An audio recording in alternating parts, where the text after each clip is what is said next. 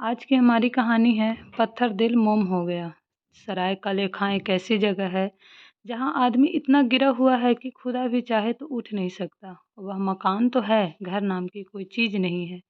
घर में आदमी रहते हैं तो संबंधों की मर्यादा जानते हैं। आबादी लगभग 5,000। गांव का मुखिया सुल्तान खान एक लंबा चौड़ा आदमी, उम्र 40 पार, बड़ी मूछों, देखने में एक महायोद्धा सा। घर में एक लड़का नाम दिलेर खान, लड़का बाप से भी 4 अंगुला बड़ा, उम्र 20 बरस। गांव की जमीन तो बहुत उपजाऊ है पर बंजर पड़ी थी। उनका पैसा लोगों को लूटना और उससे अपनी जिंदगी की जरूरत पूरी करना था। जिस पर हमला करते उसे जीवित नहीं छोड़ते, चाहे वह धन अपनी मर्जी से दे दे। उनका मानना था कि बिना मेहनत के धन उनके लोगों के लिए वो एक अशुभ है। ना जाने कितनी बारातें लूटी, जाने कितनी लाशें बिछाई, कुछ पता नहीं। लोगों का मारना उनका पेशा था। वह दिल की जगह पत्थर रखते थे। उनका कहना था कि अगर पत्थर की जगह हाड़ मांस का दिल हुआ तो भूखे मर जाएंगे। पर सुल्तान खान का लड़का दिलेर खान थोड़ा अलग था। उसे इस लूटपाट की जिंदगी कभी जचती नहीं थी। कभी कभी उसका मन करता सब कुछ छोड़ छाड़ कर कहीं चला जाए, ऐसी जगह जहां वह अपने हाड़ मांस वाले दिल से सोच सके, उसके फैसले ले सके। समय बढ़ता गया, दिलेर खान का मन और उबता चला गया। आखिर एक दिन उसने काले खां सराय को अलविदा कह दिया। वह रात भर पैदल चलता रहा। भय से उसका परिचय कभी नहीं हुआ हुआ था, इसलिए रात में उसे भय नहीं लग रहा था। सुबह होते होते वह एक कस्बे के पास पहुंच गया। कस्बा बहुत बड़ा नहीं था, फिर भी गांव से बेहतर था। वह बहुत थक चुका था, प्यास से गला सूख रहा था। आखिर हार कर एक पेड़ के नीचे बैठकर सुस्ताने लगा। बैठे बैठे ना जाने कब लेट कर सो गया, पता ही नहीं चला। अचानक उसकी नींद खुल गई। लगा जैसे कोई जगा रहा हो। आंखों को मसलते हुए वह उठ बैठा। देखा तो सामने एक 70 साल की वृद्धा औरत सामने खड़ी थी। शायद उसी ने जगाया था। उसने प्रश्न सूचक दृष्टि से उसकी ओर देखा। वह बोली, बेटा लगता है कोई परदेसी हो। उसने हाँ में सिर हिलाया। फिर उसने पूछा, कहाँ जा रहे हो और कहाँ से आ रहे हो। एक बार तो उसे बहुत गुस्सा आया, फिर उसने अपने पत्थर दिल को काबू कर लिया। उसने इसी के कारण तो गांव छोड़ा था, अब इसे फिर मौका नहीं दूंगा। उसने चेहरे के भाव को बदलते हुए सहजता से एक झूठे गांव का पता बताया जो वास्तव में था ही नहीं। वह अपने उस दूरदर्श गांव का परिचय देना नहीं चाहता था। फिर बोला, माँ मैं काम की तलाश में हूँ, जहाँ काम मिल जाए वहीं रुक जाऊंगा। मेरे मुंह से बहुत दिन बाद माँ शब्द निकला। माँ ने बड़ी अहमियत से पूछा, कुछ खाया या भूखा है तू। झूठ बोला नहीं गया।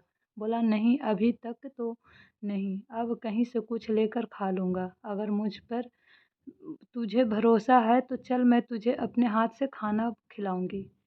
पता नहीं क्यों उसे उसकी बातों पर इतना भरोसा हो गया जो खड़ा होकर उसके पीछे चल दिया। थोड़ा दूर जाने पर एक छप्पर वाले मकान के सामने बुढ़िया खड़ी हो गई। उसके दरवाजे में लगे ताले को खोला। दरवाजा खोलते हुए मुझे अंदर लेके गई। अंदर से मकान बहुत सुंदर बना हुआ था, बिल्कुल साफ सुथरा सा। भीतर पड़ी चारपाई पर मुझे बिठाकर वह अंदर चली गई। वापस आई, उसके हाथ में एक लोटा पानी और एक बर्तन में गुड़ था। पानी पीने को कहा, थोड़ा गुड़ खाकर लोटा भर पानी पी लिया।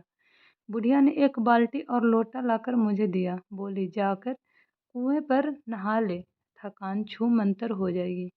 मैं बाल्टी लोटा उठाकर उसकी ओर देखने लगा। उसकी बातें मुझे अच्छी लग रही थी। वह फिर से भीतर चली गई। जब वापस आई तो हाथों में एक अंगोछा और एक सफ़ेद धोती थी।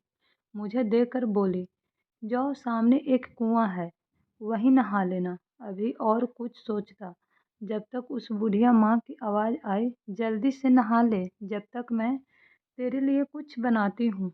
नहाकर वापस आया तो उसने मुझे भोजन परोसा। इतना स्वादिष्ट खाना मैंने कभी अभी तक जिंदगी में कभी नहीं खाया था। उसके बाद वह एक गिलास छाछ ले आई और बोली, इसे पी लो ताकि खाना पच जाए। फिर मुझे आराम करने को कहकर खुद अंदर चली गई। 1-2 मिनट में मुझे गहरी नींद आ गई। मैं काफ़ी समय तक सोया रहा। फिर जब उठ कर बैठा तो चारों तरफ हल्की धूप फैली हुई थी।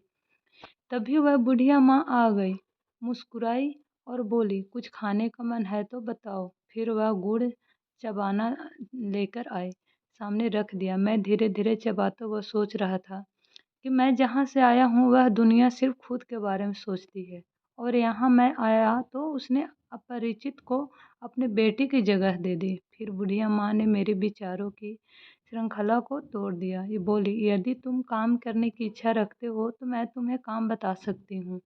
देखो बेटे, मेरे पास बहुत काम है। यदि तुम काम करना चाहते हो तो मैं तुम्हें बता सकती हूँ, बाकी तुम्हारी मर्जी है। यदि तुम काम करना चाहते हो तो मेरे पास कृषि लायक ज़मीन बहुत है। तुम उसमें अपना भाग्य आजमा सकते हो। बदले में मैं तुम्हें 4 रुपए हर महीने दूँगी रहने के लिए। मेरे घर रहो और खाने को मेरे घर खाओ, पैसा नहीं देना है। मैं बोला, माँ आप मेरे बारे में क्या जानती हो? मैं कौन हूँ? पहले मैं क्या करता था? बिना कुछ जाने मुझे तुमने स्वीकार लिया? वह हँसती हुई बोली, तू किसी भी हो, कुछ भी हो, कुछ लेना देना नहीं। मैं माँ हूँ, जानती हूँ बच्चे के मन में क्या चल रहा है। मान ले तू कोई डाकू है, क्या करेगा मुझे? लूट लेगा या ज़्यादा से ज़्यादा मुझे मार देगा। मुझे इस बात का कोई डर नहीं है। मैं यह सब बांध कर नहीं ले जाऊंगी। एक दिन सब यहीं छूट जाना है, किस बात का भय पालूं? दूसरी ओर मेरा लाभ यह है कि तू मेरे साथ रहेगा तो मैं 1 से 2 हो जाऊंगी। तेरे बहाने मैं कुछ बढ़िया बनाकर खाऊंगी। मैं अकेली जीवन से हताश हो चुकी हूँ। मैं तो बाकी ज़िंदगी जीने का बहाना ढूँढ रही हूँ। अगर तू चाहे तो कुछ दिन मेरी ज़िंदगी थोड़ा खुशनुमा हो जाएगी। कल मैंने तुझे जिस हालत में देखा, मैं समझ गई कि तू कोई वक़्त का मारा हुआ है। इसलिए तुझे ले आई। दिल ने महसूस किया, पत्थर वाला दिल अब हाड़ मांस का हो गया था। जो कभी किसी का सिर कलम कर सकता था, आज उसकी आंखें नम हो रही थी।